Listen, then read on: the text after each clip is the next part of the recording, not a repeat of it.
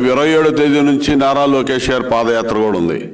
ఆ పాదయాత్ర జరగనేమో అని సాక్షాత్తు ఒక మంత్రే స్టేట్మెంట్ ఇచ్చాడు. మంత్రి అంటే ఎవడు? ప్రభుత్వమే. మంత్రులు, ముఖ్యమంత్రి కానీ మంత్రి కానీ ఒక ప్రకటన చేశాడంటే దానికి ఎంత వ్యాలిడిటీ ఉంటుందో అర్థం చేసుకోండి.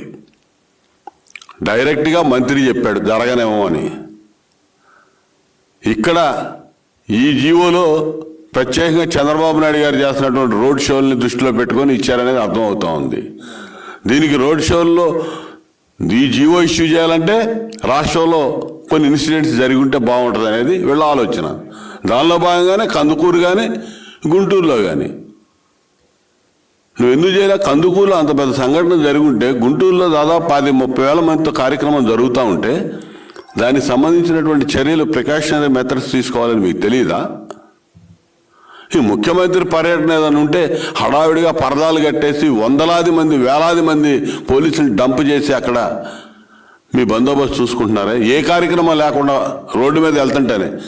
అటువంటిది చంద్రబాబు నాయుడు గారు 14 సంవత్సరాలు ముఖ్యమంత్రిగా చేసిన చంద్రబాబు నాయుడు గారు వచ్చే కార్యక్రమాలని ఏ విధంగా బందోబస్తు చేయాలో తెలియదా మీకు?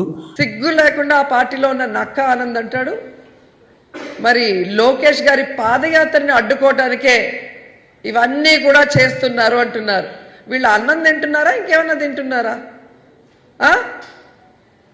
చీరలు ఇస్తామనింది మీరు, టోకన్లు ఇచ్చింది మీరు, 5-6 గంటలు వాడిని వెయిట్ చేయించింది మీరు. చంద్రబాబు నాయుడు వచ్చినాక ఒక్కసారిగా గేట్లు వదిలి డ్రోన్ కెమెరాలో ఆ పరిగెడుతున్న షాట్స్ కోసం ఆడవాళ్ల ప్రాణాలు పొట్టన పెట్టుకునింది మీరు. దీంట్లో వైఎస్ఆర్సీపీ ఎక్కడ కుట్ర పనింది? అసలు లోకేష్ గారు పాదయాత్ర చేస్తే మాకేంటి, పాదయాత్ర చేయకపోతే మాకేంటి? అది తెలుగుదేశం పార్టీ వాళ్ళు మీకేమైనా భయమేమో. లోకేష్ గారు అడుగుపెట్టినప్పటి నుంచి ఈ పార్టీ స్టెప్ బై స్టెప్ సర్వనాశనం అయిపోతుంది. సో వీడు ఇంకా పాదయాత్ర కూడా స్టార్ట్ చేస్తే ఈ పార్టీ ఏమైపోతుందన్న భయంతో మీరు ఆపుతున్నారేమో. మాకు అవసరం లేదు. ఎందుకంటే లోకేష్ అన్నవాడు గోదావరి పుష్కరాల్లో వాళ్ళ నాన్నతో పాటు అడుగు పెట్టగానే 29 మంది మటాష్.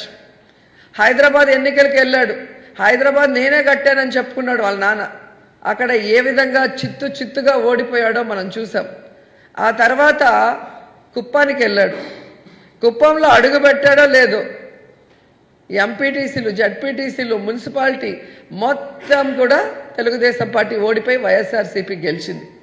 అండ్ ముఖ్యమైనది వాళ్ళ నాన్న పాపం ప్రేమగా ఎమ్మెల్సీని చేస్తే శాసన మండలిలో అడుగు పెట్టిన రోజే ఓటుకు నోటు కేసుకి చంద్రబాబు నాయుడికి నోటీసులు వచ్చిన సంగతి కూడా తెలుగుదేశం పార్టీ వాళ్ళకి తెలుసు.